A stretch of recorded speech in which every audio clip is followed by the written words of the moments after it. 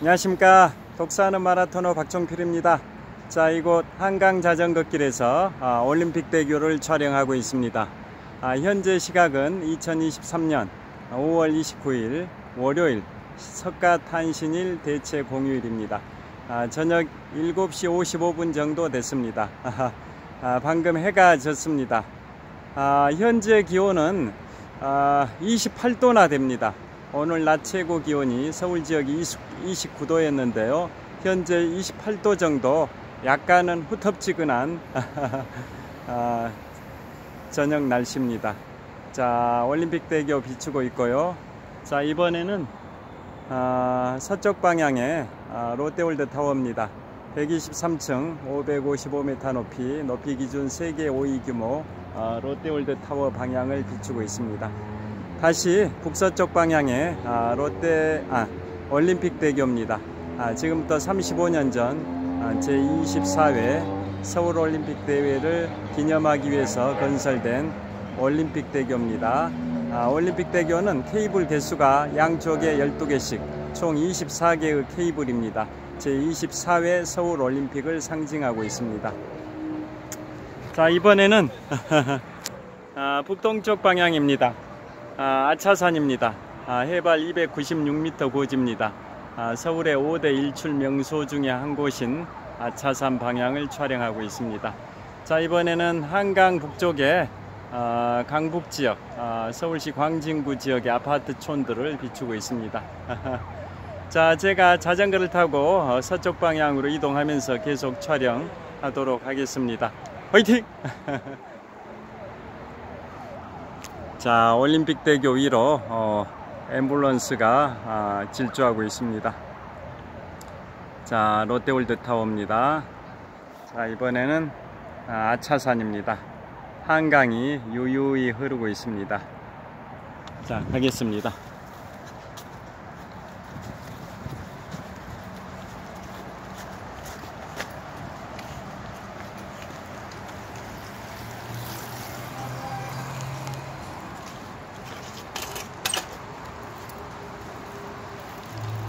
자, 자전거를 타고 이동하면서 촬영하도록 하겠습니다. 자, 오늘은 제가 이탈리아의 국민음악가 주세페 베르디의 대표적인 오페라 아이다에 관하여 말씀드리고자 합니다. 자, 아이다는 이탈리아 뿐만 아니라 미국, 영국, 프랑스 세계 주요 국가에서 계속 공연이 되고 있는 세계적인 오페라 주세페 베르디의 아이다에 관하여 말씀드리겠습니다. 제가 13년 전 이탈리아, 스위스, 프랑스 여행을 할 때 이탈리아는 로마, 피렌체, 베네치아, 베로나, 밀라노 순으로 여행을 했었는데요. 자, 그 중에 베로나에 가면 셰익스피어의 로미오와 줄리엣의 배경이 된 줄리엣의 집이 있습니다. 줄리엣의 집, 셰익스피어의 로미오와 줄리엣이라는 희곡이 있는데요. 그 중에 줄리엣의 집이 있습니다. 자, 다 잘 아시다시피 로미오와 줄리엣은 서로 원수 집안끼리 서로 악연이 있는 집안인데요. 거기에 이제 황제파의 집안 로미오 집안과 교황파의 집안 줄리엣의 집안 간의 그러한 사랑을 다룬 게 바로 로미오와 줄리엣인데요. 베로나에는 그 줄리엣의 동상도 있습니다. 자, 그리고 참고로 지금부터 52년 전인 1971년에 스타벅스의 창업자인 하워드 슐츠 회장이 그 로미오와 줄리엣의 고장 베로나와 밀라노를 여행하고 나서 거기에 노천 카페에서 한가로이 차를 마시고 커피를 마시고 담소를 나누면서 소통을 하고 있는 그러한 그 풍경들에서 영감을 받아서 1971년에 미국 북서부 워싱턴주의 시애틀에 스타벅스를 창립해서 현재는 세계 최고의 커피 브랜드가 됐는데요. 그 하워드 슐츠 회장이 영감을 받았던 것이 바로 줄리엣의 고장 베로나, 그 다음에 이탈리아 경제의 중심인 밀라노입니다. 자, 그래서 제가 13년 전에 그 베로나 여행을 갔을 때 원형극장이 있습니다. 원형극장. 그 원형극장은 로마에 있는 콜로세움이 원형극장 중에 가장 큰 규모인데요.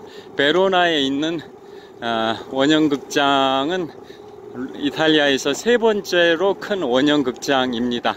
그곳에서는 1913년부터 지금까지 무려 110년 동안 주세페 베르디의 그 오페라 아이다가 한여름밤에 공연을 계속해 왔습니다. 자, 그 베로나의 원형극장에서는 매년 6월 중순부터 8월 말까지 약 2달 반 동안 한여름밤의 오페라 축제를 매년 해 왔는데요. 그 주세페 베르디의 아이다, 그 오페라는 1913년 공연한 이래 지금까지 110년 동안 매년 여름밤을 뜨겁게 달구고 있는 그 오페라입니다. 그리고 그 아이다는 이탈리아에서 처음 공연했던 장소는 이탈리아 경제의 중심지인 밀라노의 스칼라 극장이 있습니다. 우리나라 세계적인 성악가 소프라노 조수미 님께서도 공연을 했던 그 극장이 밀라노의 스칼라 극장인데요. 그 스칼라 극장에서 주세페 베르디의 아이다와 춘이라는 오페라가 초연을 처음 공연을 했습니다.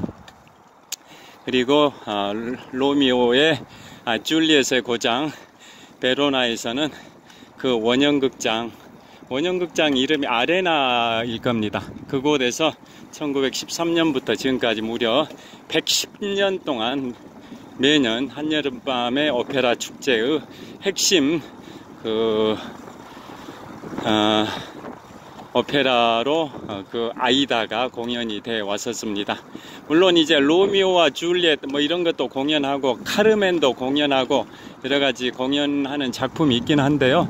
가장 핵심은 대표 작품은 바로 주세페 베르디의 아이다입니다. 자, 여기 지하철 2호선이 통과하고 있습니다. 지금 지하철 2호선이 통과한 다리가 잠실철교입니다. 잠실철교 남단 쪽에서 북단 쪽으로 이동하는 지하철 2호선이었습니다. 자, 그래서 그 아이다가 워낙 유명한 그 오페라인데요. 이탈리아의 국민음악가 주세페 베르디가 작곡을 했고, 그 다음에 전 세계 주요 국가에서 매년 공연을 하고 있는 오페라 작품이라는 거 다 아실 겁니다. 그러면 그것의 이제 배경, 어떻게 해서 그게 만들어졌는지 그것의 배경부터 말씀드리겠습니다. 자, 대항해 시대, 그러니까 1400년대입니다. 대항해 시대에 선도 국가는 스페인과 포르투갈이었는데요. 스페인은 계속 스페인의 서쪽으로 진출을 해가지고 드디어 1492년에 신대륙을 발견을 하고 남미 지역의 대부분을 스페인이 식민지로 개척을 했는데요. 브라질을 제외하고는, 브라질은 포르투갈의 식민지였고 나머지 대부분의 지역은 스페인의 식민지였지 않습니까? 그래서 1400년대 스페인을 기준으로 서쪽으로 계속 진출해서 아메리카 신대륙을 개척을 했고요. 반면에 포르투갈을 기준으로 남쪽으로 계속 남진해서 드디어 1488년에 남아프리카의 최남단 희망봉을 발견하죠. 그게 1488년인데요. 포르투갈의 바스텔레뮤 디아스 이 개척자가 1488년에 아프리카의 최남단 희망봉을 발견하고, 그로부터 10년 후인 1498년에 포르투갈의 바스코 다가마가 인도 항로를 개척하는 데 성공을 합니다. 그래서 인도 항로는 바스코 다가마가 1498년에 개척했는데요. 스페인의 콜럼버스의 신대륙 발견 때로부터 6년 후인 거죠. 그래서 1498년에 바스코 다가마가 인도 항로를 개척한 이래 유럽에서 인도로 가기 위해서는 남아프리카 최남단 희망봉을 경유해 가지고 가야 하는 그 먼 항로를 이용을 했었어야 됐는데요. 그런데 그로부터 인도 항로가 개척된 때로부터 정확하게 371년 동안은 유럽에서 인도를 가려면 남아프리카 최남단 희망봉을 경유해서 인도까지 가야 하는 그러한 불편함이 있었던 거죠. 그런데 그 371년의 장구한 역사의 종지부를 찍은 게 어떤 인류 역사상 큰 사건이 발생될까요? 바로 1869년이면 프랑스의 나폴레옹이 태어난 지 100년이 된 시점이고요. 여기에서 좀 촬영을 하고 가겠습니다.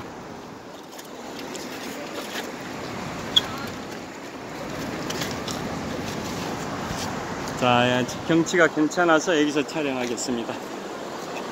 자, 여기는 잠실대교 남단입니다. 자, 잠실대교 남단에서 서쪽 방향을 촬영하고 있습니다. 잠실대교 남단에서 서쪽 방향입니다. 전방 3km 정도, 2.5km, 전방 2.5km 정도 지점에 잠실 종합운동장 메인 스타디움의 지붕이 보이고요. 자, 북서쪽 방향입니다.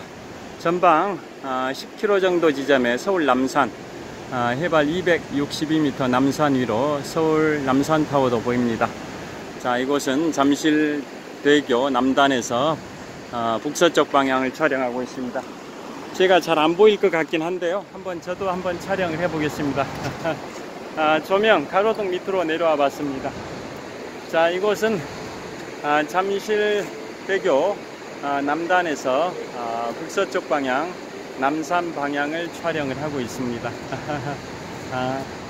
여기를 배경으로, 그 다음에 여기에 북쪽 방향입니다. 이곳은 잠실대교 바로 밑으로 수중보가 있습니다. 수중보, 보라는 게 물속에 있는 콘크리트 장벽인데요. 자, 수중보가 있어 가지고 잠실대교 밑으로 있습니다. 그래서 폭포수처럼 수중보 위로 물이 떨어지고 있습니다. 자, 그래서 이 수중보의 동쪽 지역은 한강 상수원 보호구역이고요. 수중보의 서쪽 구역은 상수원 보호구역이 아니어서 일반 배들이 운항할 수가 있습니다.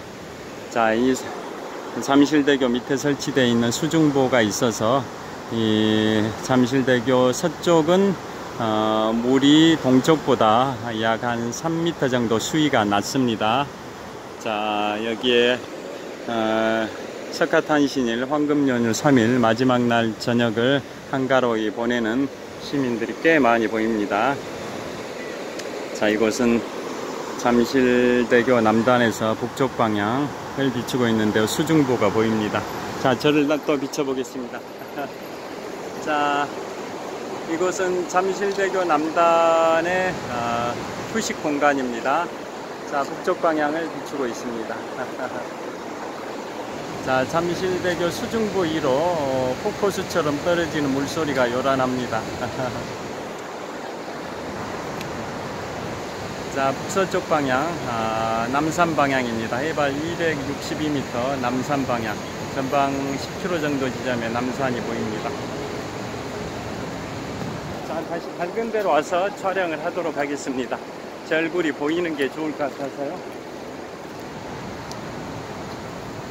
자, 이곳 좀 밝은 곳으로 나왔습니다. 자, 그래서 계속 촬영 하도록 하겠습니다. 어디까지 말씀드렸냐면, 그래서 대항해 시대에 스페인은 1492년에 신대륙을 발견해서 중남미 국가의 대부분을 식민지로 차지했죠. 유일하게 브라질만 포르투갈한테 넘겨줬는데요. 서로 그 내용 다 아실 겁니다. 포르투갈과 스페인이 대항해 시대 식민지 개척을 많이 했었는데요. 서로 처음 발견한 그런 땅들을 포르투갈 땅으로 할 건지 스페인 땅으로 할 건지 분쟁이 발생할 가능성이 많았기 때문에 포르투갈과 스페인이 포르투갈과 스페인이 교황, 로마 교황께 현명한 그 중재를 해달라고 요청을 했었습니다. 그래서 로마 교황께서는 아메리카 서쪽에 한 1500km 그 정도를 기준으로 해가지고 이제 경계를 그어가지고 그 동쪽에서 발견된 땅은 포르투갈 땅으로 하고 서쪽에서 발견된 땅은 스페인 땅으로 해라. 그래서 결국은 그러한 기준선이 있어가지고 그 동쪽에서 발견된 땅인 브라질은 포르투갈 식민지가 됐고요. 그 외의 땅들은 다 브라질의 식민지가 됐다라는 거 다 아실 겁니다. 자, 그래서 여하튼 식민지 개척 시 대항해 시대에 스페인은 아메리카 쪽을 주로 공략을 했고 포르투갈은 남쪽으로 가서 아프리카의 희망봉을 1488년에 바스톨로메우 디아스가 발견하고 그로부터 10년 후인 1498년에 인도 항로를 개척하는 데 성공을 했는데요. 그래서 그로부터 무려 371년 동안은 유럽에서 인도로 갈 때 그 남아프리카 최남단 희망봉을 경유해서 인도까지 가야 하는 불편이 있었습니다. 그런데 그 371년에 그 불편한 역사의 종지부를 찍은 게 1869년입니다. 1869년은 아까 말씀드린 것처럼 프랑스의 나폴레옹이 태어난 지 100주년이 됐던 연도이고 인도의 비폭력 불복종 운동 지도자 마하트마 간디가 태어났던 연도이기도 한데요.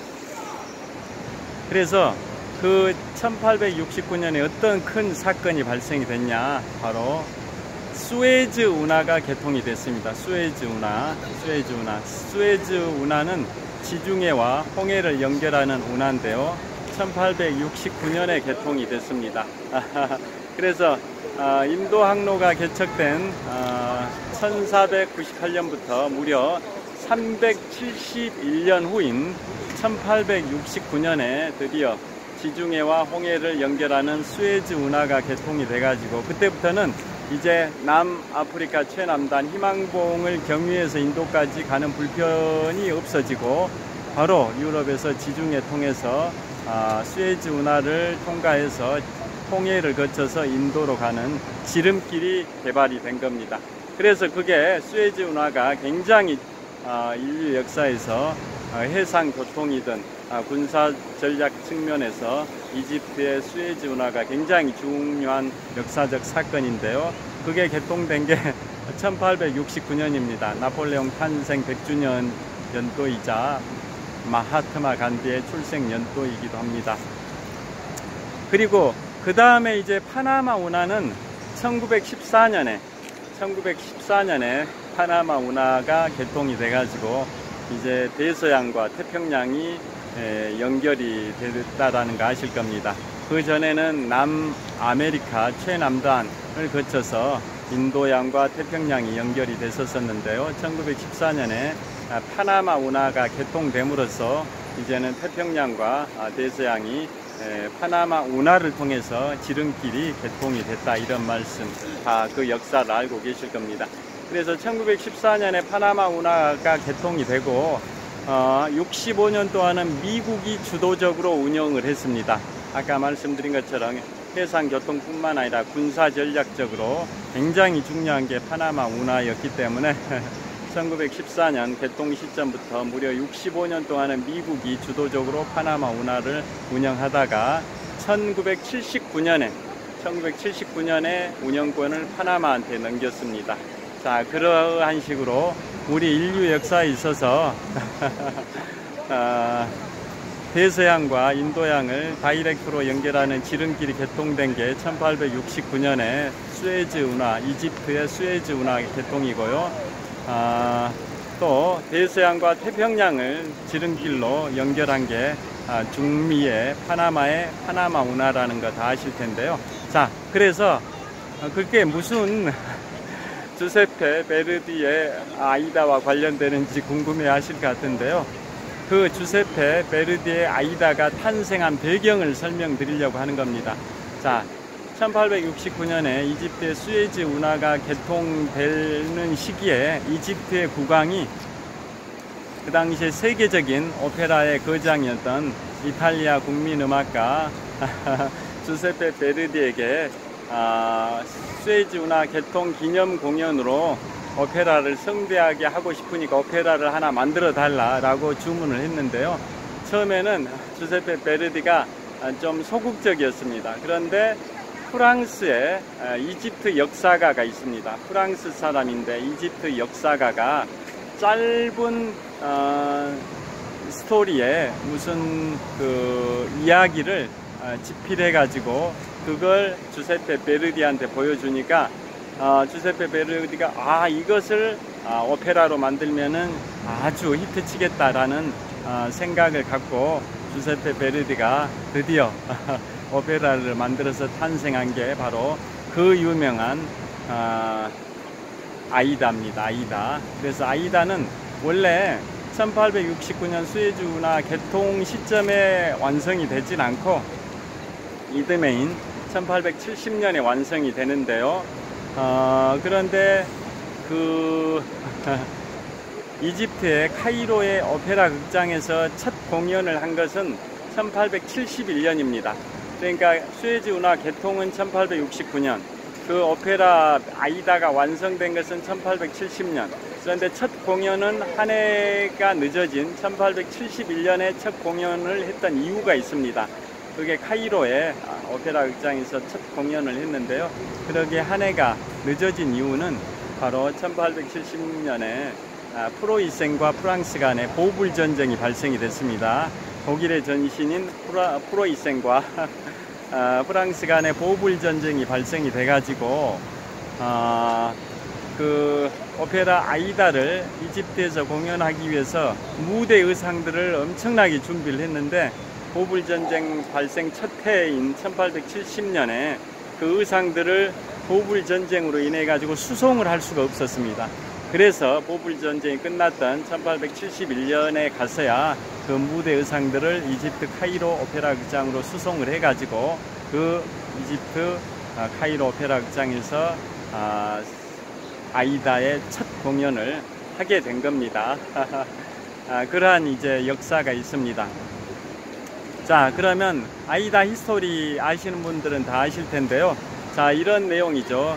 그 내용인즉슨 그것은 이집트와 에티오피아의 국경 분쟁을 배경으로 한 그러한 이야기죠. 이집트와 에티오피아의 그 국경 분쟁, 영토 분쟁을 배경으로 한 이야기인데요. 거기에는 삼각관계에 있는 세 사람의 주인공이 있죠.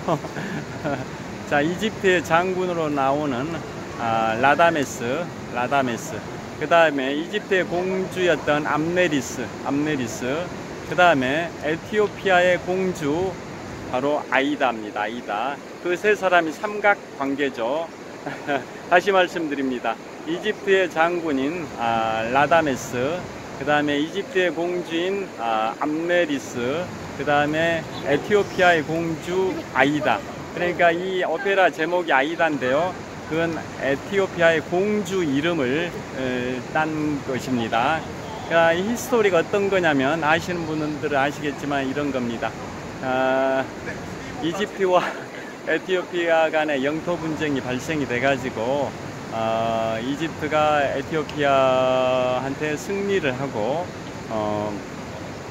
에티오피아의 공주였던 아이다가 이집트 궁전의 노예로 끌려옵니다. 그래서 그 에티오피아 공주였던 아이다가 이집트 궁전의 노예로 끌려와 가지고 노예 생활을 하는 도중에 이집트의 장군 라다메스를 만나게 되고 서로 이제 사랑을 나누게 되는데요. 그러다 보니까 이집트의 공주였던 암네리스가 평소에 연모했던 이집트 장군 라다메스와 노예로 끌려온 에티오피아의 공주 아이다가 사랑에 빠져버리니까 이집트의 공주였던 암네리스는 이제 엄청난 질투를 느끼게 되고 이제 삼각관계 구도가 형성이 되는 겁니다. 그러던 도중에 또 에티오피아의 그 임금 국왕도 이집트로 포로로 끌려오는데요. 그 포로로 끌려온 에티오피아의 국왕이 바로 그 아이다의 아버지죠. 그런데 포로로 끌려왔을 때 에티오피아 국왕의 신분을 숨기고 일반인처럼 위장을 하고 포로로 끌려오는 거죠. 그래서 그 에티오피아의 국왕은 이제 자기 딸이 이집트의 궁전에서 노예 생활하고 있다는 걸 알게 되고요. 그러던 도중에 그 이집트의 장군인 라다메스가 군사 기밀 극비상을 누설을 하게 된 겁니다. 자, 이집트 장군인 라다메스가 이집트의 군사 기밀 탑시크리트 1급 비밀을 자신의 연인인 노예로 끌려온 에티오피아 공주 아이다와 그의 아버지에게 이집트의 군사 기밀을 누설을 하게 됩니다. 그래서 그것을 알게 된 이집트의 공주 암네리스가 이제 꼬투리를 잡은 거죠. 그래서 군사들을 이끌고 가가지고 이집트 장군인 라다메스를 체포하게 되는데요. 그 과정에서 이집트 장군 라다메스는 자기는 체포되더라도 어떻게 해서라도 자기가 사랑하는 연인인 에티오피아 공주 아이다와 그의 아버지인 에티오피아 국왕은 탈출시키게 되죠. 그런 다음에 자기는 이제 체포가 되는데요. 체포돼 가지고 이제 뭐 그 사제들의 그 재판을 받게 되는데 이집트 공주인 암네리스가 자기가 연모하는 이집트 장군 라다메스에게 제안을 합니다. 아이다에 대한 사랑을 포기하고 나와 이렇게 사랑을 이루자. 그러면은 극비상 이집트의 군사 기밀을 누설한 거에 대하여 용서를 하겠다, 사면하겠다, 뭐 이런 취지로 감언이설로 설득을 하는데도 이집트의 장군인 라다메스는 그걸 거절하고 죽음을 각오를 하게 됩니다. 그래서 결국은 재판에서 돌무덤 안에 생매장이 되는 그 처형을 받게 되는 거죠. 형벌을 받게 되는 겁니다. 산채로 돌무덤 안에 생매장이 되는 처벌을 받게 되는 겁니다. 그래서 그 사랑 연인 관계였던 에티오피아의 공주 아이다도 그러한 것을 미리 직감하고 아이다가 먼저 그 돌무덤 안에 들어가 있었던 거죠. 그래가지고 자기가 사랑하는 이집트 장군 라다메스가 돌무덤 안에 들어왔을 때 마지막 이승에서의 마지막 현실에서의 마지막 사랑을 나누고 함께 돌무덤에 갇혀서 생매장돼서 같이 죽는 운명을 같이 죽는 그러한 것을 선택을 하게 된 게 그게 스토리의 전개지 않습니까? 결국은 현실에서 이루지 못한 사랑을 같이 죽어서 저승에서 같이 사랑을 이루자, 뭐 그런 스토리로 전개가 되는 겁니다. 그래서 결국은 이집트의 장군 라다메스와 에티오피아 공주 아이다는 같이 돌무덤에 산채로 생매장이 돼가지고 죽음으로써 영원한 사랑을 다음 세상에서 천국에 가서 실현하고자 하는 그러한 그 모습을 보이게 된다라는 게 주세페 베르디의 세계적인 오페라 아이다의 히스토리인데요. 그 아이다는 아까 말씀드린 것처럼 1869년 수에즈 운하 개통의 그 축하 오페라로 그 이집트 국왕이 세계적인 오페라 거장 주세페 베르디에게 만들어 달라고 의뢰를 했었는데요. 이듬해인 1870년에 만들어졌지만 그 공연할 때 사용할 무대 의상을 프랑스에서 이집트로 수송해야 되는데 1870년에 발생한 보불 전쟁, 즉 프로이센과 프랑스 간의 전쟁, 그 결과는 이제 프랑스가 패배를 했죠. 그 보불 전쟁으로 인해서 무대의 의상의 수송이 늦어지는 바람에 이듬해인 1871년에 가서야 이집트의 카이로 오페라 극장에서 첫 공연을 하게 됐다라는 게 그 이집트에서의 아이다 공연이고요. 그 다음에 아까 말씀드린 것처럼 그 아이다와 춘희는 이탈리아의 경제 중심 도시 밀라노의 스칼라 극장에서 초연이 됐었다라고, 처음 공연이 됐었다라고 말씀을 드렸습니다. 자, 그러한 히스토리의 세계적인 오페라 아이다, 그것은 수많은 세월이 흘렀지 않습니까? 1871년으로부터 지금까지 얼마의 세월이 흘렀습니까? 152년의 세월이 흘렀습니다. 152년의 세월이 흐르는 동안 아이다는 계속적으로 전 세계인의 사랑을 받아온 세계적인 오페라입니다. 그래서 지금 기본적으로 그 아이다는 이집트의 스핑크스나 오벨리스크 이런 것들을 이제 그 배경으로 해가지고 화려하게 펼쳐지는 그러한 스토리인데요. 뉴욕에서 공연할 때는 이제 뉴욕 허드슨강의 자유의 여신상 뭐 이런 것들을 배경으로 해가지고 또 화려하게 펼쳐지기도 하고요. 그래서 그 아이다가 완성됐을 때 주세페 베르디의 나이는 58세였습니다. 58세. 가장 원숭미를 풍기는 가장 절정기, 주세페 베르디의 절정기였던 58세 때 바로 아이다가 만들어졌는데요. 그래서 최고의 작품이다. 그래서 그걸 만든 베르디는 최고의 오페라의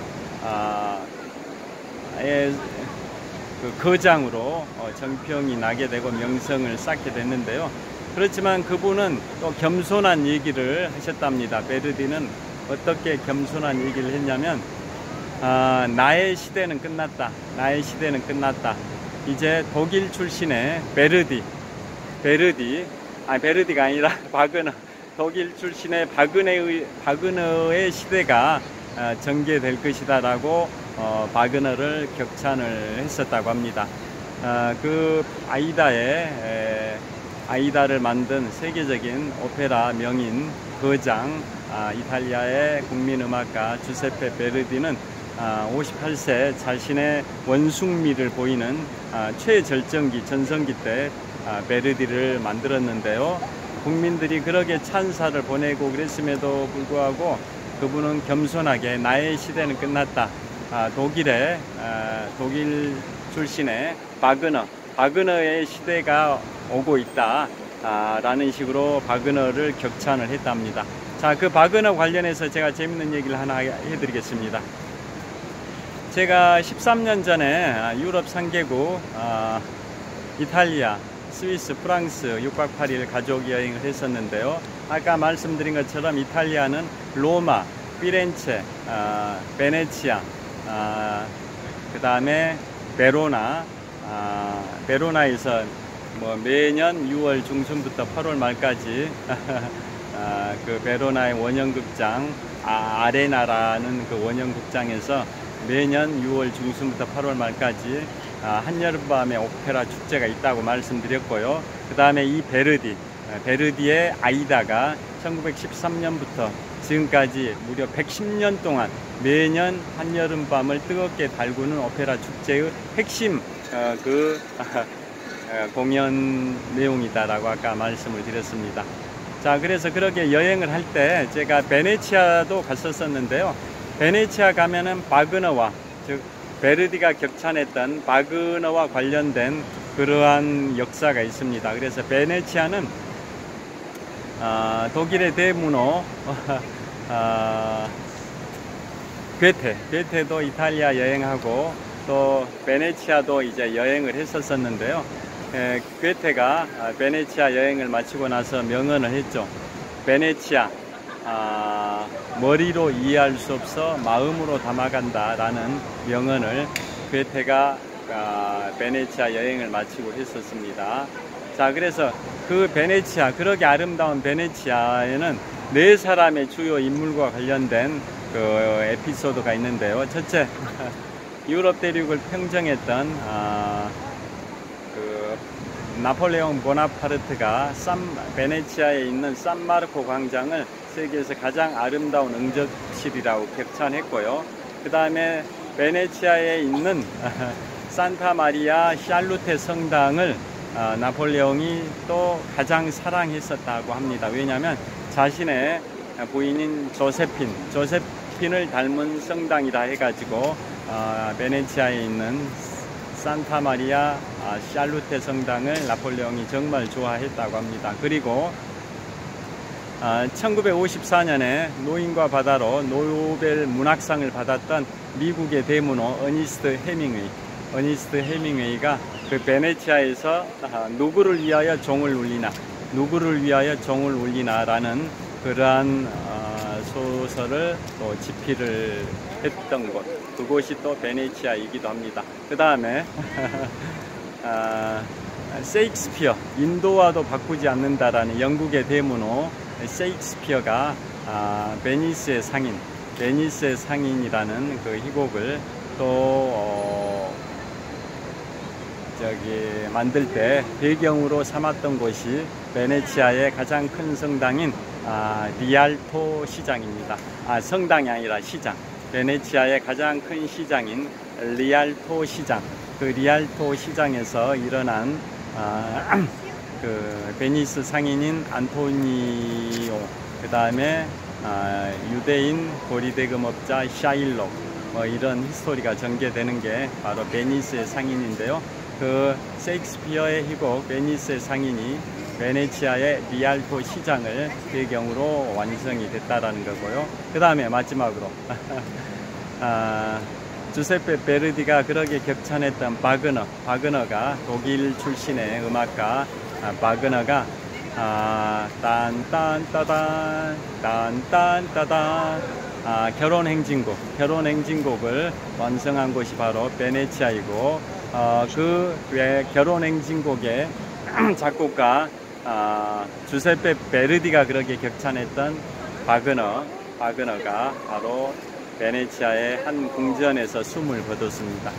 그래서 그만큼 베네치아는 세계적인 유명 인사들과 관련이 되는데요. 첫째, 아까 말씀드린 나폴레옹, 그 다음에 어니스트 헤밍웨이, 그 다음에 셰익스피어, 그 다음에 바그너, 이런 인물들이 베네치아의 그 역사 속에서 살아 숨쉬고 있습니다.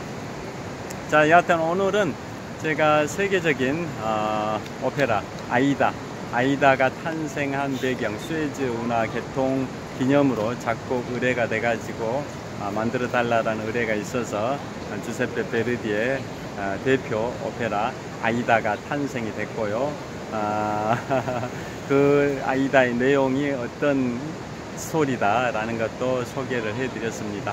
그리고 주세페 베르디의 최전성기 때 만들어졌지만은 주세페 베르디는 자기의 시대는 끝났다, 이제 독일 출신의 바그너의 시대가 오고 있다 라고 명언을 남겼고, 그 바그너와 관련된 또 나폴레옹과 관련된 어니스트 헤밍웨이와 관련된 셰익스피어와 관련된 이탈리아 베네치아, 영어로는 베니스에 관하여도 말씀드렸습니다. 자, 다시 한번 주변을 보여드리겠습니다. 잠실대교 남단에서 서쪽 방향 전방 2.5km 정도 지점에 잠실 종합운동장이 있고요. 이번엔 북서쪽 방향 전방 10km 정도 지점에 남산이 있고요. 자, 이번에는 북쪽 방향입니다. 북쪽 방향에 여기에 또 아까 보여드렸던 잠실 수중보 위로 녹색 불빛이 화려합니다. 자, 잠실 수중보 위로 녹색 조명이 화려합니다. 그리고 여기 휴식을 취하고 있는 시민들이 3, 4, 5 쭉 앉아 있고요. 여기도 데크 시설이 잘 돼 있어서 휴식 취하기에 좋은 공간입니다. 자, 앞쪽으로 좀 내려가 보도록 하겠습니다.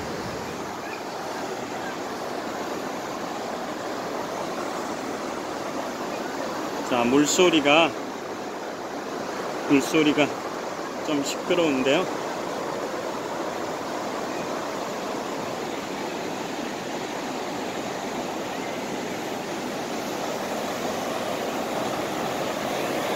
자, 잠실 수중보입니다. 잠실대교 남단에서 북쪽 방향을 비추고 있는데요. 잠실 수중보입니다. 수중보는 물의 흐름을 조절해주는 역할을 하는 콘크리트 장벽인데요. 이 잠실 수중보를 설치한 이유는 잠실 수중보의 동쪽 지역, 즉 잠실대교 동쪽 지역은 수도권 2600여만 명의 수도권 시민들의 상수원 보호구역이기 때문입니다. 반면에 이 수중보 서쪽, 즉 잠실대교 서쪽 구역은 상수원 보호구역이 아니어서 일반 배들도 운항을 할 수가 있습니다. 자, 이번에는 북서쪽 방향입니다. 북서쪽 방향 전방 10km 정도 지점에 남산이 있고요. 자, 이번에는 서쪽 방향 전방 2.5km 정도 지점에 잠실 종합운동장 메인 스타디움 지붕이 보입니다. 저를 비춰보겠습니다. 자, 이제 마무리를 하도록 하겠습니다. 자, 이곳 잠실대교 남단에서 지금까지 세계적인 오페라 거장 이탈리아의 주세페 베르디의 아이다에 관하여 말씀을 드렸습니다. 자, 이번에는 북쪽 방향입니다. 북쪽 방향에 잠실 수중보를 촬영하고 있습니다. 녹색 조명이 현란합니다. 자, 이번에는 북서쪽 방향에 남산입니다. 자, 이번에는 서쪽 방향의 잠실 종합운동장 메인 스타디움 방향입니다. 장시간 시청해 주셔서 감사합니다. 자, 석가탄신일 황금연휴 3일이 끝나는 마지막 날 밤입니다. 평안한 밤 되시고요. 내일부터 활기찬 한 주 맞이하시길 빌겠습니다. 시청해 주셔서 감사합니다. 화이팅!